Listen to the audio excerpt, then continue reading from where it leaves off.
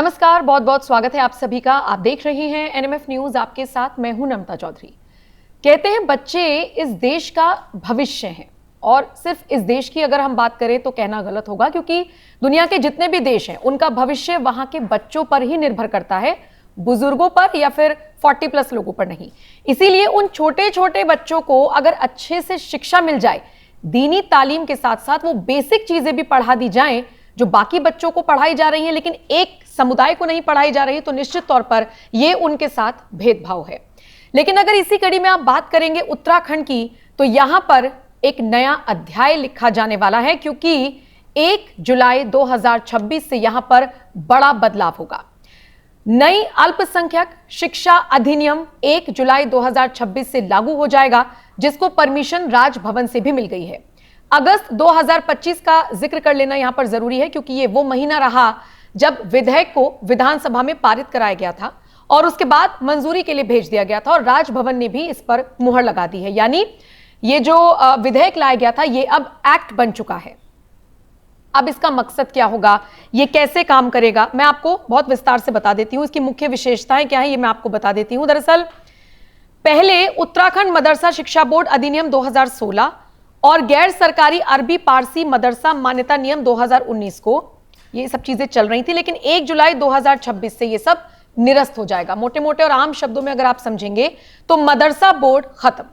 अब एक नई शिक्षा प्रणाली होगी जिसमें सारे बच्चों को एक जैसी चीजें पढ़ाई जाएंगी। इनमें फिर चाहे मुसलमान बच्चे हो, चाहे पारसी बच्चे हो, चाहे सिख कम्युनिटी से आने वाले बच्चे हो, चाहे जैन हो, चाहे बौद्ध, मतलब ये प्राधिकरण अल्पसंख्यक समुदाय जिनमें मुस्लिम, सिख, ईसाई, बौद्ध, जैन, पारसी सब होंगे, उनके द्वारा संचालित शैक्षणिक संस्थानों को मान्यता देगा, उनकी निगरानी करेगा और शिक्षा की गुणवत्ता को सुनिश्चित करेगा। अब ये कैसे काम करेगा, थोड़ा सा इसको और विस्तार से समझ लीजिए। ये स्कूलों को मान्यता देगा, उनके दस्तावेजों को चेक करेगा, उनके हालातों को चेक करेगा, कहां से सारी चीजें आ रही हैं, टीचर्स कौन है, बच्चे, उनके बैकग्राउंड, इन सारी चीजों को देखेगा। पढ़ाई को उत्तराखंड बोर्ड के नियमों से जोड़ेगा। अगर स्कूल कुछ गड़बड़ करता है, पैसे का गलत इस्तेमाल करता है, उसकी मान्यता रद्द करेगा। बच्चों के एग्जाम्स और रिजल्ट को निष्पक्ष बनाएगा। इस पूरी टीम में 12 लोग रखे गए हैं, जिनमें एक हेड, वो हेड अल्पसंख्यक समुदाय से होगा, जिसके पास 15 साल पढ़ाई का अनुभव होना चाहिए, और बाकी सरकारी अफसर रहेंगे। हर 3-3 महीने में मीटिंग होगी, वोटिंग से फैसले होंगे कि क्या सही है क्या गलत है, और बाद में सरकार चाहे तो आखिर में अपना फैसला कुछ भी रख सकती है, लेकिन प्रोसेस पूरा यही रहेगा। मैंने जैसा कि बताया 1 जुलाई 2026 से सभी अल्पसंख्यक स्कूलों में इसे लागू कर दिया जाएगा। मदरसों को इस प्राधिकरण से मान्यता दी जाएगी और उत्तराखंड बोर्ड से रजिस्ट्रेशन लेना होगा। यानी पुराने सारे नियम खत्म, नया सिस्टम लागू होगा। अब इससे क्या फायदा होगा, बच्चों को अच्छी और एक जैसी पढ़ाई मिलेगी। मदरसे जो हैं, ऐसा नहीं है कि मदरसे बंद हो जाएंगे, पर मदरसे को मुख्य धारा से जोड़ा जाएगा। राष्ट्रीय शिक्षा नीति लागू होगी और खुद मुख्यमंत्री धामी ने कहा है कि सबके लिए बराबर होगा। मतलब ये नहीं कि बच्चे मदरसे में जा रहे हैं तो सिर्फ दीनी तालीम लेकर लौट आ रहे हैं, उन्हें ये नहीं पता कि हमारी धरती गोल है या चपटी है, उन्हें ये नहीं पता कि साइंस कहां से कहां तक पहुंच गया।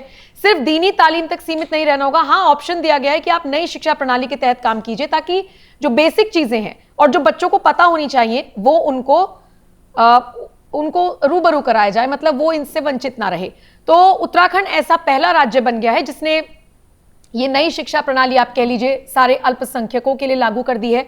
और उत्तराखंड उस वक्त भी पहला राज्य बन गया था जब उसने यूसीसी लागू किया था। मतलब पूरे देश में जिस चीज की चर्चा होती है, केंद्र में जिस चीज की बात होती है, पुष्कर सिंह धामी राज्य में उसे लागू करवा देते हैं। और सबसे दिलचस्प बात जानते हैं क्या है, जो लोग धमकी देते हैं, जो लोग कंकड़ पत्थर उठाने की बात करते हैं, यहां पर ऐसा कुछ नहीं होता। हमने यूसीसी के केस में भी देखा, कोई दंगा नहीं, कोई उत्पात नहीं, सारी चीजें अच्छे से पास हो गई। और उसके बाद जो भी बदलाव किए जा रहे हैं वो भी बहुत शांति से सारी चीजों को वो अमल में ला रहे हैं। इसके अलावा सोचिए, जब ये नैरेटिव फैलाने की कोशिश की गई होगी कि सब मदरसे बंद हो जाएंगे, सब पे ताले पड़ जाएंगे, उस नैरेटिव को भी धराशायी किया गया कि मदरसे बंद नहीं हो रहे हैं। मदरसा बोर्ड खत्म करने का मतलब ये नहीं है कि मदरसे सारे डिसॉल्व हो रहे हैं। हाँ, उन्हें नए सिस्टम से जुड़ना होगा, सारी अपडेट्स देनी होगी, ऑडिट होगा, बच्चों से भी पूछताछ हो सकती है। भाई घूमते फिरते ऑडिट होगा तो बच्चों से भी भाई क्या पढ़ाया जा रहा है, सारी चीजें पूछी जा सकती हैं, जो पहले अमूमन मदरसों में नहीं होता था। ये मोटे मोटे तौर पर बदलाव हुआ है और ऐसा करने वाला उत्तराखंड पहला राज्य बन गया है। पुष्कर सिंह धामी के इस फैसले पर और जिस तरीके से सरकार हर बच्चे को समान शिक्षा का अधिकार देने के लिए आगे बढ़ रही है। इस पर आपका क्या कुछ कहना है? आप अपनी राय कमेंट करके हमें जरूर बताएं।